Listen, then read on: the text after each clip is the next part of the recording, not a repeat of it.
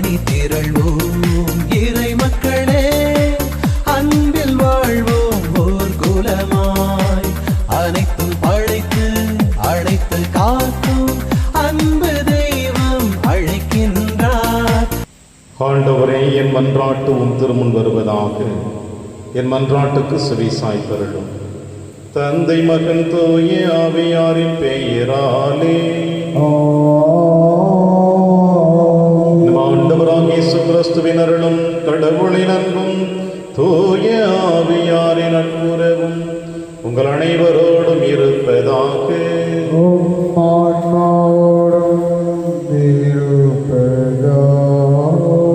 கிறிஸ்தியேசுவில் எனக்கு பிரியமான அன்புமிக்க சகோதர சகோதரிகளே, ஆண்டின் பொது காலத்தின் 32வது வாரத்தில் நம்முடைய ஆன்மீக பயணம் இன்று ஆரம்பிக்கப்படுகிறது. பரிசேயர்களும் சரி, சதுசேயர்களும் சரி, சமுதாயத்தில் தங்களை உயர்ந்தவர்களாக சொல்லிக் கொண்டிருக்கின்றவர்கள் மற்றும் ஏழை விதவை பெண், இதை 2 பகுதியினரும் கோவில் பெட்டிகளில் காணிக்கையிடுவதை இயேசு பார்த்து, ஏழை கைம்பெண்ணுடைய காணிக்கை மட்டும்தான் இறைவன் ஏற்றுக்கொண்டார் என்று சொல்லுகிறார். இதயம் நிறைந்த காணிக்கை அந்த பெண்ணானவள் கொடுக்கிறாள். நாமும் ஆண்டவருக்கு இதயம் நிறைந்த காணிக்கை கொடுக்க இது திருப்பலி வழியாக நம்மை அர்ப்பணித்து ஜெபிப்போம். திருப்பலி ஒப்பு கொடுக்க தகுதி பெறும் நம்முடைய பாவங்களை ஏற்று மனம் வருந்துவோம். இறைவனின் மன்னிப்பை பெறுவோம். எல்லாம் வல்ல இறைவனிடம் சகோதர சகோதரிகளே, உங்களிடமும் நான் பாவியனை ஏற்றுக்கொள்கின்றேன். ஏனெனில் என் சிந்தனையாலும் சொல்லாலும் செயலாலும் கடமையில் தவறியதாலும் பாவங்கள் பல செய்தேன். என் பாவமே, என் பாவமே, என் பெரும் பாவமே.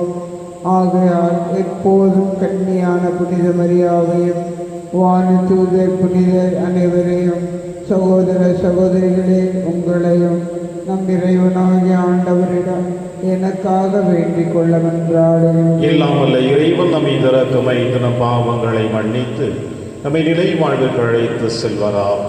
ஆமென். ஆண்டவரே இரக்கமாயிரும். ஆண்டவரே இரக்கமாயிரும். கிறிஸ்துவே இரக்கமாயிரும். கிறிஸ்துவே இரக்கமாயிரும். ஆண்டவரே இரக்கமாயிரும். ஆண்டவரே இரக்கமாயிரும். உன்னதங்களிலே கடவுளுக்கு மாட்சி உண்டாகுக. உலகினிலே நன்மனதோருக்கு அமைதியாகுக. உம்மை புகழ்கின்றோம், உம்மை வாழ்த்துகின்றோம், உம்மை ஆராதிக்கின்றோம், உம்மை மாட்சிப்படுத்துகின்றோம். உமது மேலான மாட்சியின் பொருட்டு உமக்கு நன்றி கூறுகின்றோம். ஆண்டவராகிய இறைவா, வானுலக அரசரே, எல்லாம் வல்ல தந்தையாகிய இறைவா, ஒரே மகனாய் உதித்த ஆண்டவரே இயேசு கிறிஸ்துவே, ஆண்டவராகிய இறைவா, இறைவனின் செம்மறியே, தந்தையின் திருமகனே, உலகின் பாவங்களை போக்குபவரே, எங்கள் மேல் இரக்கமாயிரும். உலகின் பாவங்களை போக்குபவரே, எங்கள் மன்றாட்டை ஏற்றருளும். தந்தையின் வலப்பக்கம் வீற்றிருப்பவரே, எங்கள் மேல் இரக்கமாயிரும்.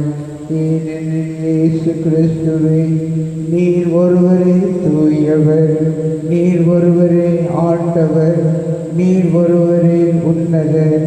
தூய ஆவியாரோடு தந்தையாகிய இறைவனின் மாட்சியில் இருப்பவர் நீரே.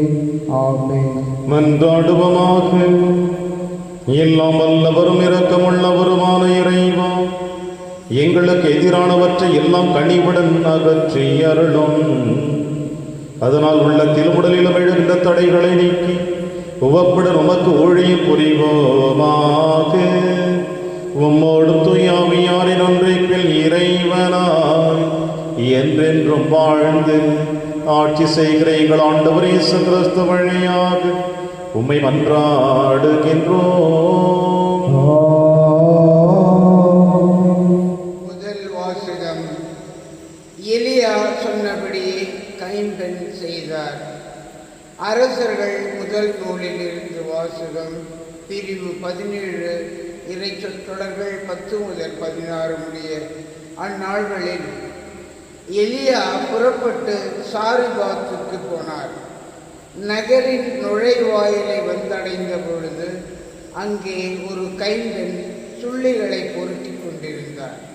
அவர் அவரை அழைத்து, ஒரு பாத்திரத்தில் எனக்கு குடிக்க கொஞ்சம் தண்ணீர் கொண்டு வா என்றார்.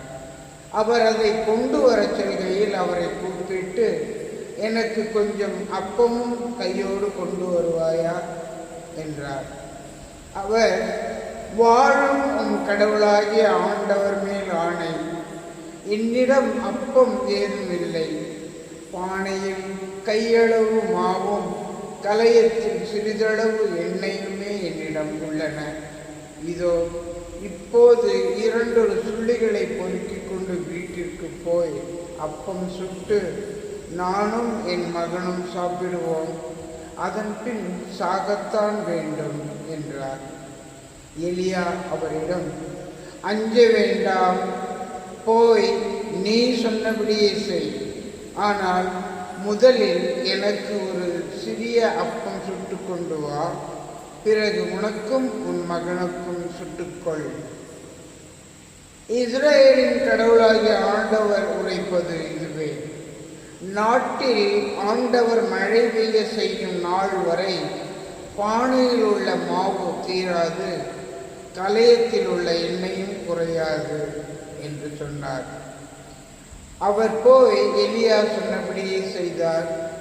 அவரும் அவருடைய மகனும் அவர் வீட்டாரும் பல நாள் சாப்பிட்டனர். எலியா வழியாக ஆண்டவர் உரைத்த வாக்கின்படி பானையிலிருந்து மாவு தீரவில்லை, கலயத்தில் இருந்த எண்ணெயும் குறையவில்லை. இது ஆண்டவர் வழங்கும் அருள்வாக்கு. இறைவனுக்கு நன்றி. பதிலுரை திருப்பாடல் 146 பல்லவி. என் நெஞ்சே நீ ஆண்டவரை போற்றிடு, என் நெஞ்சே நீ ஆண்டவரை போற்றிடு. ஆண்டவர் ஒடுக்கப்பட்டோர்க்கான நீதியை நிலைநாட்டுகின்றார், பசித்திருப்போர்க்கு உணவளிக்கின்றார், சிறைப்பட்டோர்க்கு விடுதலை அளிக்கின்றார். பல்லவி. என் நெஞ்சே நீ ஆண்டவரை போற்றிடு. ஆண்டவர் பார்வையற்றோரின் கண்களை திறக்கின்றார், தாழ்த்தப்பட்டோரை உயர்த்துகின்றார், நீதிமான்களிடம் அன்பு கொண்டுள்ளார். ஆண்டவர் அயல் நாட்டினரை பாதுகாக்கின்றார். பல்லவி. என் நெஞ்சே நீ ஆண்டவரை போற்றிடு. அனாதை பிள்ளைகளையும் கைம்பெண்களையும் ஆதரிக்கின்றார், ஆனால் பொல்லாரின் வழிமுறைகளை கவிழ்த்து விடுகின்றார். சீயோனே, உன் கடவுள் என்றென்றும் எல்லா தலைமுறைகளுக்கும் ஆட்சி செய்வார். பல்லவி. என் நெஞ்சே நீ ஆண்டவரை போற்றிடு. 2ஆம் வாசகம். பாவங்களை போக்கும் பொருட்டு ஒரே முறை தம்மை தாமே பலியாக கொடுத்தார். எபிரேயருக்கு எழுதப்பட்ட திருமுகத்திலிருந்து வாசகம். பிரிவு 9, இறை வாக்குகள் 24 முதல் 28 முடிய. சகோதர சகோதரிகளே, கிறிஸ்து மனிதரின் கையால் அமைக்கப்பட்டதும் உண்மையான தூயகத்திற்கு முன்னடையாளமாயிருப்பதுமான இவ்வுலக தூயகத்திற்குள் நுழையாமல் விண்ணுலகிற்குள்ளேயே நுழைந்திருக்கிறார்.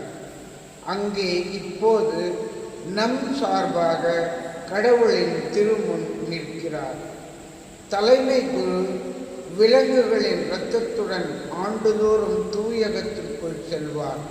அதற்கு மாறாக கிறிஸ்து தம்மையே ஒரே முறை பலியாக கொடுத்தார்.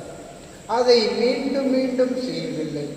அவ்வாறு செய்திருப்பார் என்றால் உலகம் தோன்றிய காலம் தொட்டு அவர் மீண்டும் மீண்டும் துன்புற்றிருக்க வேண்டும். அதற்கு மாறாக உலகம் முடியும் காலமான இப்போது தம்மையே பலியாக கொடுத்து பாவங்களை போக்குவதற்காக ஒரே முறை உலகில் வெளிப்பட்டார். மனிதர் ஒரே முறை சாவுக்கு உட்படுகின்றனர். பின்னர் இறுதி தீர்ப்பு வருகிறது. இதுவே அவர்களுக்கென உள்ள நீதி. அவ்வாறே கிறிஸ்துவும் பலரின் பாவங்களை போக்கும் பொருட்டு ஒரே முறை தம்மை தாமே பலியாக கொடுத்தார். அவர் மீண்டும் ஒரு முறை தோன்றுவார், ஆனால் பாவத்தின் பொருட்டு அல்ல, தமக்காக காத்திருப்பவர்களுக்கு மீட்கு அருளும் பொருட்டே தோன்றுவார்.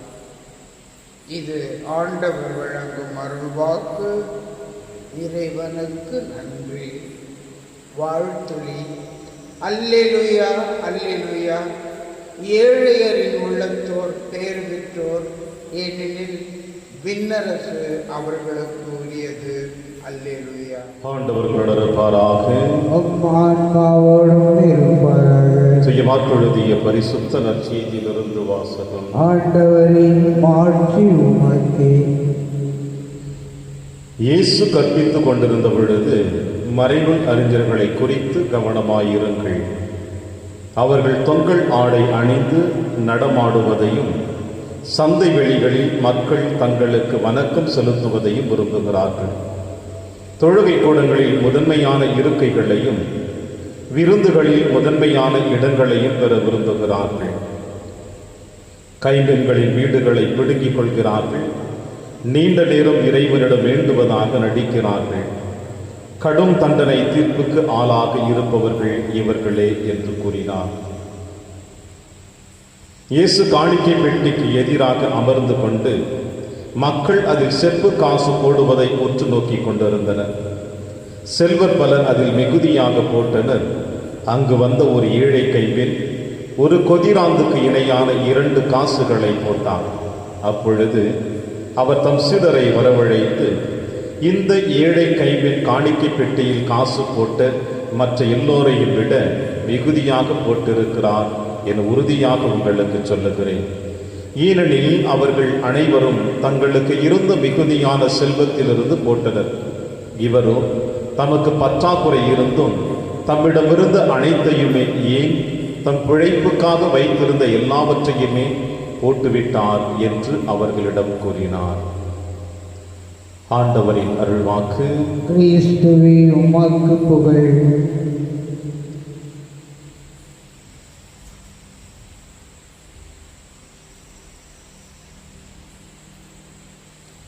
இந்த ஏழை கைம்பெண் எல்லோரையும் விட மிகுதியாக போட்டிருக்கிறார்.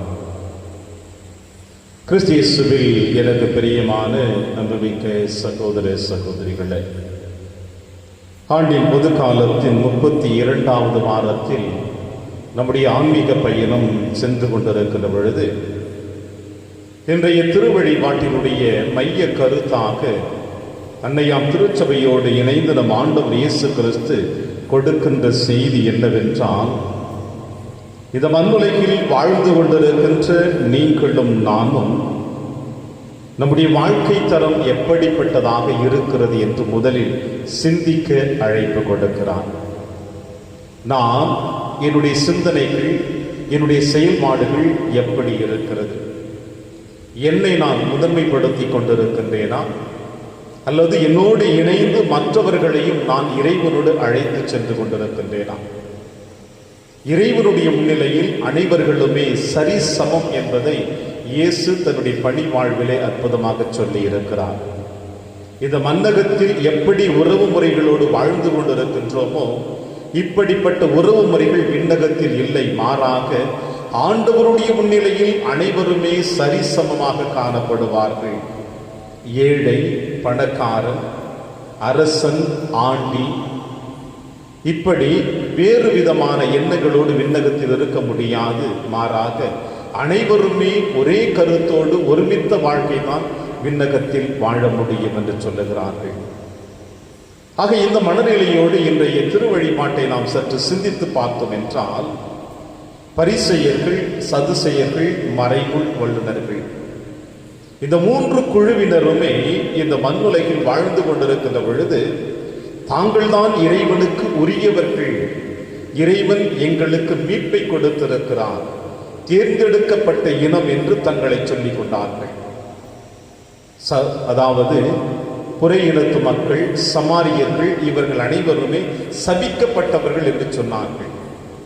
இந்த இனத்தோடு சேர்ந்து, இந்த குழுவினரோடு சேர்ந்து யூத மதத்தை சார்ந்த இன்னும் ஒரு சில நபர்களை இவர்கள் சபிக்கப்பட்டவர்கள் என்று சொன்னார்கள். அது யார் என்றால் கைம்பெண்கள், ஏழைகள், நோயுற்றவர்கள், இப்படி சமுதாயத்திலே சற்று தங்களுடைய பொருளாதார வாழ்க்கையில் குறைவுபட்டு வாழ்ந்து கொண்டிருக்கின்ற, நோயினால் பாதிக்கப்பட்டிருக்கின்ற இந்த மக்கள் அனைவரையுமே இந்த 3 குழுவினர் சபிக்கப்பட்டவர்கள் என்று தங்களை மட்டும் உயர்த்தி வைத்து அழகு பார்த்து கொண்டார்கள்.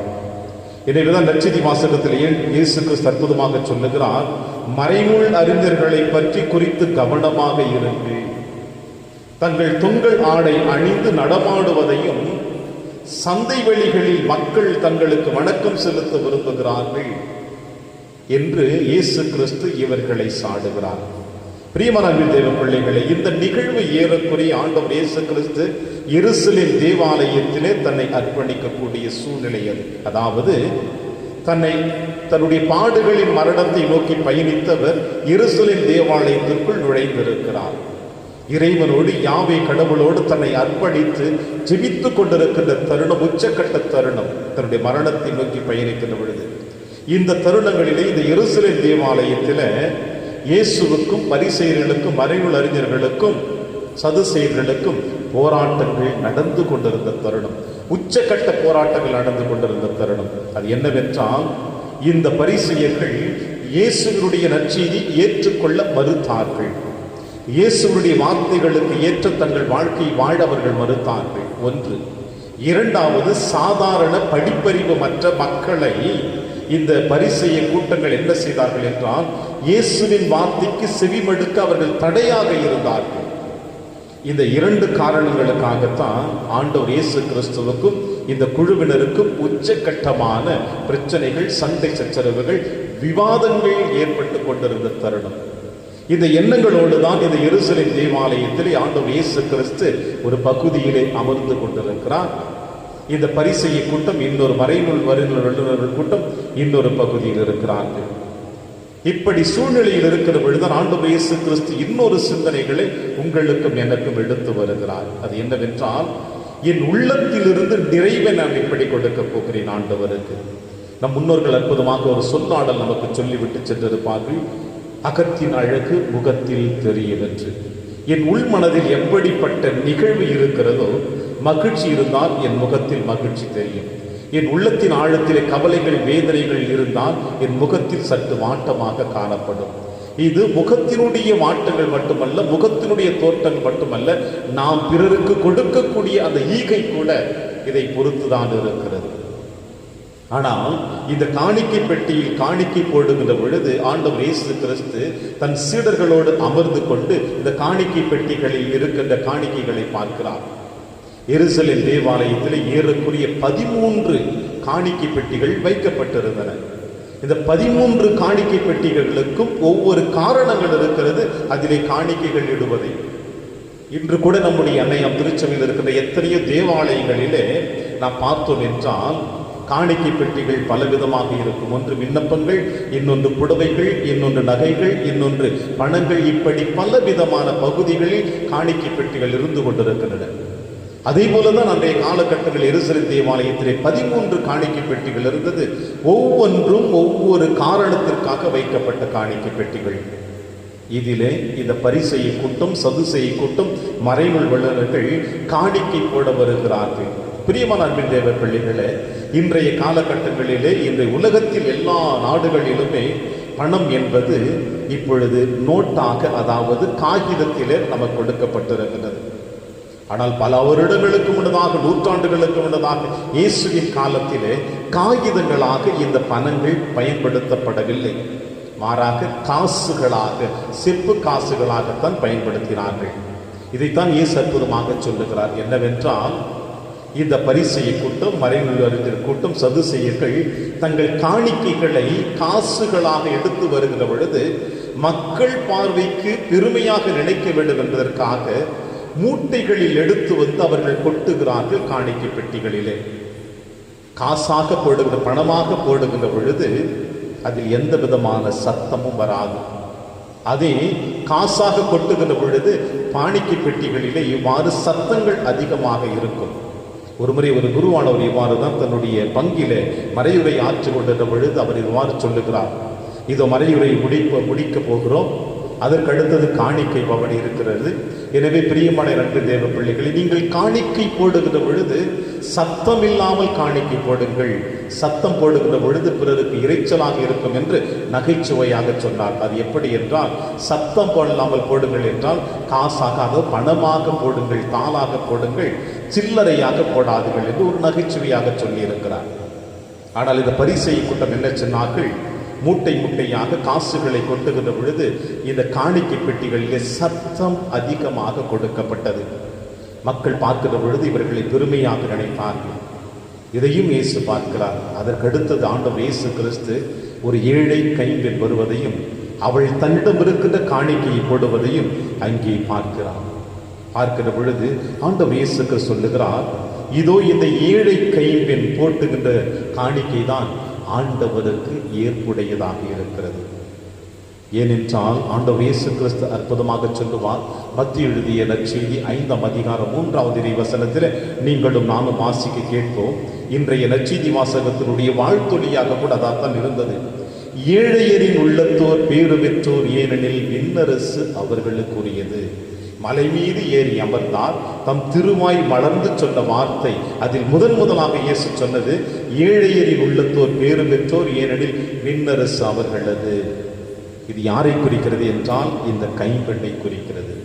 ஏழை தன்னிடம் இருந்ததை மனமு வந்து உள்ளத்தின் நிறைவை வாய்ப்பு நின்று பேசும், அகத்தின் அழகு முகத்தில் தெரியும் என்று சொல்லுவது போல இந்த கைம்பெண்ணானவள் தன்னிடமிருந்த இந்த திராட்மாவையும் செப்பு காசுகளை ஆண்டவருக்கு காணிக்கையாக கொடுக்கிறார். ஏனென்றால் ஆண்டவர் எனக்கு இன்னும் அதிகமாக கொடுப்பார், எனக்கு கொடுத்தார், அதை நான் அனுபவித்து விட்டேன், என்னிடம் இருப்பதை அவருக்கு முழுவதுமாக அர்ப்பணிக்கிறேன், ஆண்டவர் எனக்கு நிறைவாக கொடுப்பார் என்ற உள்ளத்தின் ஆழத்திலிருந்து மகிழ்ச்சியின் தருணத்தில் இந்த ஏழை கைம்பெண்ணானவள் ஆண்டவருக்கு காணிக்கையிடுகிறாள்.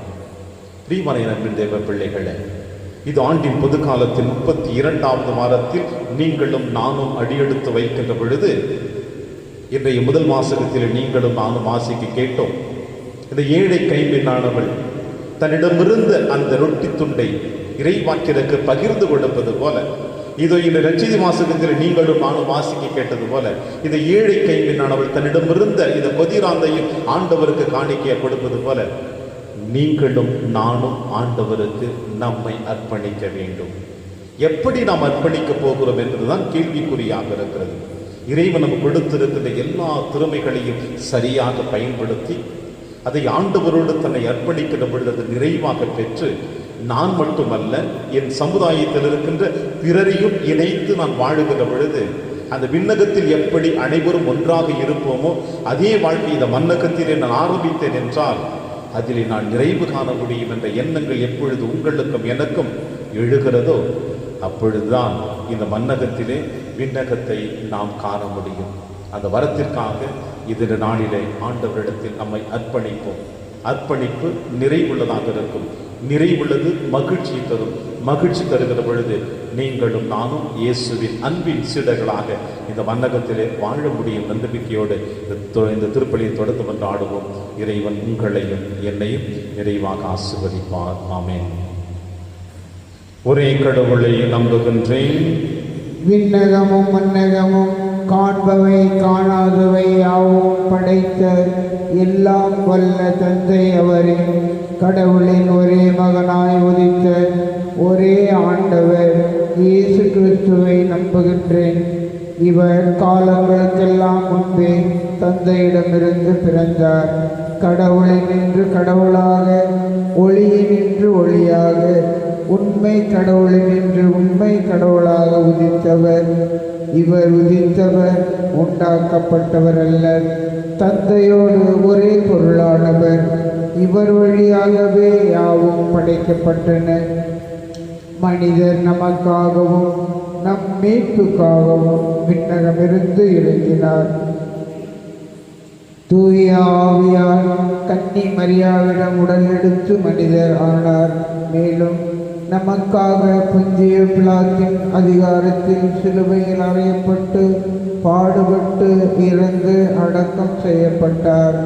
மறை நூல்களின்படி 3ஆம் நாள் உயிர் தெழுந்தார்.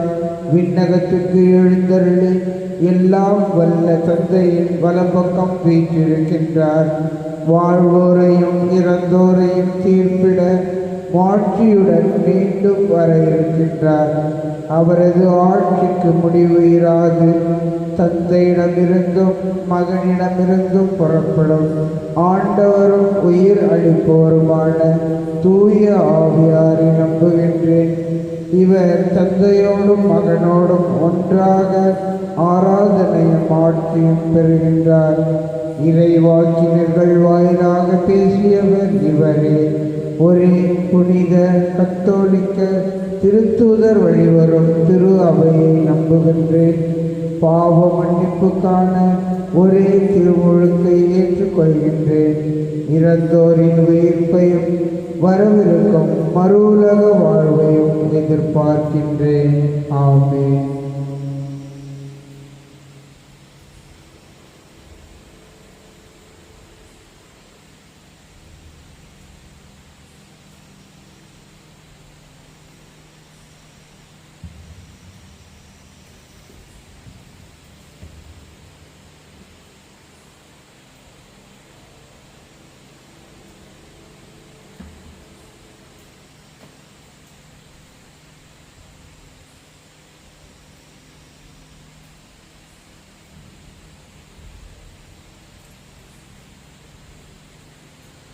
ஆண்டவரை அனைத்துலகின் நிறைவானில் வாழ்த்து பெறுவீராக. ஏனெனில் வண்ணமையிலிருந்து நாங்கள் அப்பத்தை பெற்றுள்ளோம்.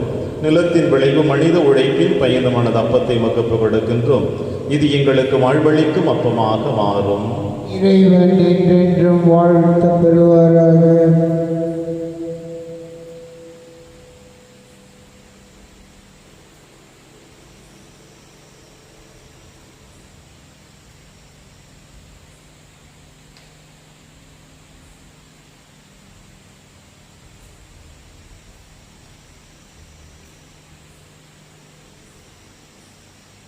ஆண்டவரை அனைத்துலகின் நிறைவானில் வாழ்த்து பெறுவீராக. ஏனெனில் உமது வல்லமையிலிருந்து நம் ரசத்தை பெற்றுள்ளோம். திராட்சை செடிய மனித உழைப்பின் பயனுமான ரசத்தை மகப்பு கொடுக்கின்றோம். இது எங்கள் ஆன்மீக வானமாக மாறும். இறைவன் என்றென்றும் வாழ்த்து பெறுவாராக.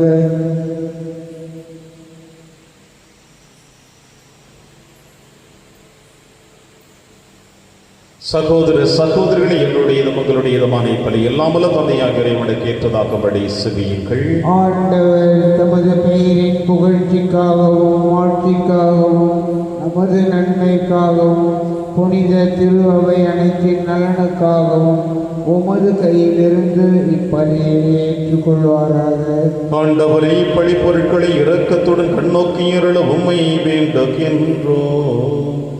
அதனால் உன் திருமகனுடைய பாடுகளின் மறை நிகழ்வை கொண்டாடும் நாங்கள் பற்றுடன் அதில் பங்கேற்றுக் கொள்வோமாக. எங்கள் ஆண்டவராகிய கிறிஸ்து வழியாக உம்மை மன்றாடுகின்றோம். ஆண்டவர்களோடு இருப்பாராக. ஆன்மாவோடும் இருப்பாராக. இதயங்களை மேலே எழுப்புங்கள். ஆண்டவரிடம் எழுப்பியுள்ள நம் இறைவனாகிய ஆண்டவருக்கு நன்றி கூறுவோம். அது தகுதியும் நீதியுமானது. ஆண்டவரை தூயவரான தந்தையை என்றும் உள்ள எல்லாம் உள்ள இறைவா, எங்கள் ஆண்டவராகிய கிறிஸ்து வழியாக என்னாலும் இவ்விடத்திலும் நாங்கள் உமக்கு நன்றி செலுத்துவது மெய்யாகவே தகுதியும் நீதியுமாகும். எங்கள் கடமையும் மீட்புக்குரிய செயலுமாகும். பாஸ்கா மறைநிகழ் வழியாக கிறிஸ்து புரிந்த அற்புத செயல் இதுவே. தேர்ந்தெடுக்கப்பட்ட வழிமறைவினர், அரச குருக்களின் கூட்டத்தினர், புனித மக்களினத்தார் அவரது உரிமை சொத்தான மக்கள் என்னும் ஆட்சியை நாங்கள் இப்பொழுது அடையுமாறு எங்களை பாவத்திலிருந்தும் சாவின் பிடியிலிருந்தும் அழைக்க அவர் திருவிழமானார். இவ்வாறு இருளிலிருந்து உமது வியத்தகு வழிக்கு அழைக்கப்பட்ட நாங்கள் உமது வல்லமையை எங்கும் எடுத்துரைக்க செய்தருளினார். ஆகவே வானகத்தூதர் முதன்மை வானகத்தூதரோடும் அரியணையில் அமர்வோர் தலைமை தாங்குவோரோடும் வான்படைகளின் அணிகள் அனைத்தோடும் சேர்ந்து நாங்கள் உமது மாட்சியை புகழ்ந்து பாடி முடிவின்றி சொல்லுவதாவது: தூயவர் தூயவர் தூயவர், வான்படைகளின் கடவுளாம் ஆண்டவர், விண்ணகமும் உன்னதங்களிலே ஓசன்னா. ஆண்டவர் பெயரால் வருகிறவர் ஆசி பெற்றவர். உன்னதங்களிலே ஓசன்னா. ஆண்டவரே, நீ மெய்யாகவே தூயவர், தூய்மை அனைத்திற்கு முற்றாகவே உம்முடைய ஆவியை பொழிந்து இக்காணிக்கைகளை தூய்மைப்படுத்த உம்மை வேண்டுகிறோம். இவ்வாறு எங்கள் ஆண்டவர் இயேசு கிறிஸ்துவின் உடலும் இரத்தமுமாக எங்களுக்கு இவை மாறுவனமாக. அவர் பாடுபட உளங்கணிந்து தம்மை கையளித்தவர் அப்பத்தை எடுத்து நன்றி செலுத்தி அதை பிட்டு தம் சீடருக்கு அளித்து அவர் கூறியதாவது: அனைவரும் இதிலிருந்து பெற்று உண்ணுங்கள், ஏனெனில் இது உங்களுக்காக கையளிக்கப்படும் என் உடல்.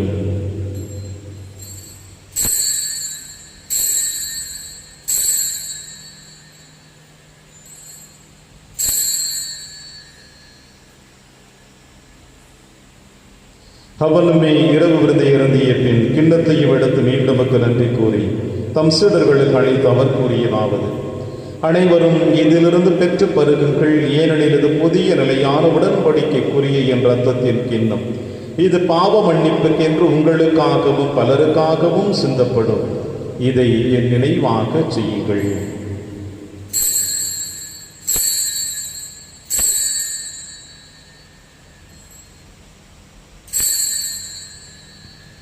நம்பிக்கையின் மறைபொருள்.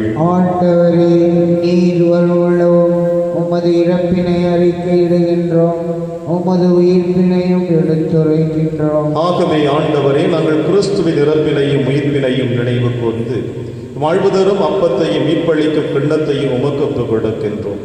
உம் திருமுன் நின்று ஊழியை புரிய தகுந்தவர்கள் என எங்களை ஏற்றுக்கொண்டீர். எனவே உமக்கு நன்றி செலுத்துகின்றோம். மேலும் கிறிஸ்துவின் உடலிலும் இரத்தத்திலும் பங்கு கொள்ளும் எங்களை தூய ஆவியார் ஒன்று சேர்க்க வேண்டும் என உம்மை தாழ்மையுடன் மன்றாடுகிறோம். ஆண்டவரே, உலகெங்கும் பரவி இருக்கும் திரு அவை நினைவு கூர்ந்தருளும். எங்கள் திருத்தந்தை பிரான்சிஸ், எங்கள் ஆயர் ஆண்டனி சுவாமி, எல்லா திருநிலையினர் அனைவருடன் உமது திரு அவை அன்பில் நிறைவு பெற செய்தருளும். மேலும் உயிர்த்தெழும் எதிர்நோக்குடன் துயிர் கொள்ளும் எங்கள் சகோதர சகோதரிகளையும் இறந்தோர் அனைவரையும் இரக்கத்தோடு நினைவு கொண்டு உமது திருமகோளில் ஏற்றருளும். எங்கள் அனைவர் மீதும் இரக்கமாகிறோம்.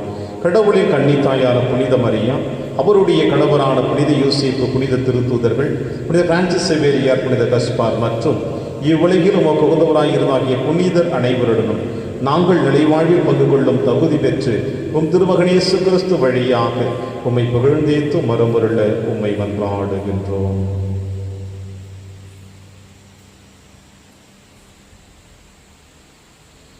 இவர் வழியாக இவரோடு இவரில் எல்லாம் வல்ல இறைவனாகிய தந்தையே, தூய ஆவியாரின் ஒன்றிப்பில் எல்லா புகழும் ஆட்சியும் என்றென்றும் உமக்கு உரியதே.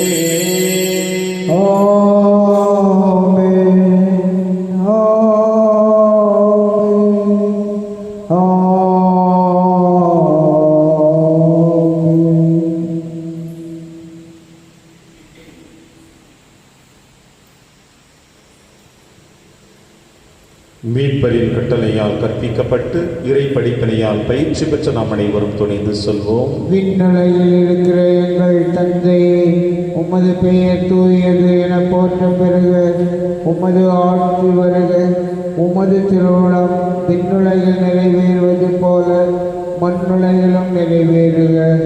எங்கள் அன்றாட உணவை இன்று எங்களுக்கு தாரும். எங்களுக்கு எதிராக குற்றம் செய்வோரை நாங்கள் மன்னிப்பது போல எங்கள் குற்றங்களை மன்னியும். எங்களை சோதனைக்கு உட்படுத்தாதேயும், தீமையிலிருந்து எங்களை விடுவித்தருளும். ஆண்டவரே, தீமை அனைத்திலுமிருந்து எங்களை விடுவித்து எங்கள் வாழ்நாளில் அமைதியை கழிவுடன் அருளவை மன்றாடுகிறோம். உமது இரக்கத்தின் உதவியால் நாங்கள் பாவத்திலிருந்து எப்பொழுதும் விடுதலை பெற்று யாதொரு கலக்கமுமின்றி நலமாய் இருப்போமாக. நாங்கள் எதிர்நோக்கி இருக்கும் பேரின்பத்திற்காகவும் மீட்பராக இயேசு கிறிஸ்து வருகைக்காகவும் காத்திருக்கின்றோம். ஏனெனில் ஆட்சியும் வல்லமையும் மாட்சியும் என்றென்றும் உமதே. ஆண்டவரே இயேசு கிறிஸ்து, அமைதியை உங்களுக்கு விட்டுச் செல்கிறேன், அமைதியை உங்களுக்கு அளிக்கிறேன் என்று உம் திருத்துதர்களுக்கு மொழிந்தீரேன். எங்கள் பாவங்களை மாறாமல் திரு அவையின் நம்பிக்கையை கண்ணோக்கி உமது திருவுளத்திற்கு ஏற்பதற்கு அமைதியை முற்றிலும் அளித்தொள்வீராக. என்றென்று வாழ்ந்து ஆட்சி செய்கின்றவர் நீரே. ஆமென். ஆண்டவருடைய அமைதி உங்கள் அனைவரோடும் என்றும் இருப்பதாக. உம் ஆன்மாவோடும் இருப்பதாக. ஒருவருக்கொருவர் உறவின் வாழ்த்தை அறிவித்து மகிழ்வோம். சமாதானம். உலகின் பாவங்களை போக்கும் இறைவனின் செம்மறியே, எங்கள் மேல் இரக்கமாயிரும். உலகின் பாவங்களை போக்கும் இறைவனின் செம்மறியே, எங்கள் மேல் இரக்கமாயிரும். உலகின் பாவங்களை போக்கும் இறைவனின் செம்மறியே, எங்களுக்கு அமைதியை அளித்தருளும். இதோ இறைவனின் செம்மறி, இவரை நம் அனைவரின் பாவங்களை போக்குகின்றவர். செம்மறியின் விருந்திற்கு அழைக்கப் பெற்ற நாம் அனைவரும் பேறு பெற்றோர். ஆண்டவரே, நீர் என் இல்லத்தில் எழுந்தருள நான் தகுதியற்றவன். ஆனால் ஒரு வார்த்தை மட்டும் சொல்லியருளும், எனது ஆன்மா நலம் அடையும். கிறிஸ்துவின் திருவிடலும் திருத்தும் காத்து நமக்கு நிலையான வாழ்வளிப்பதாக. ஆமென்.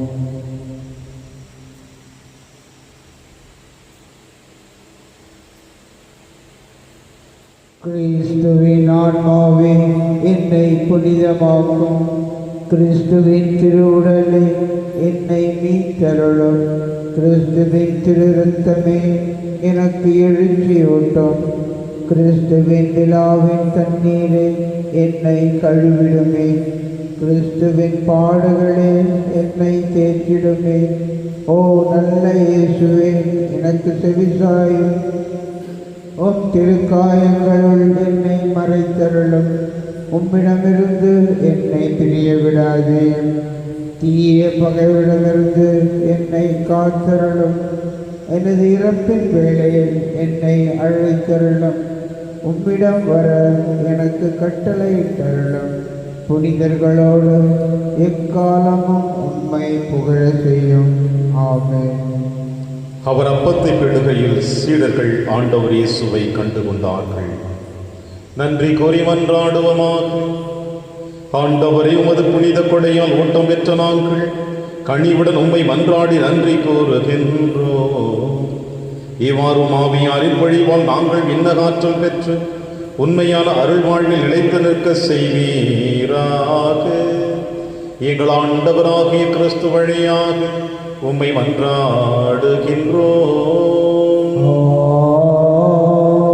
ஆண்டவர் உங்களோடு இருப்பாராக.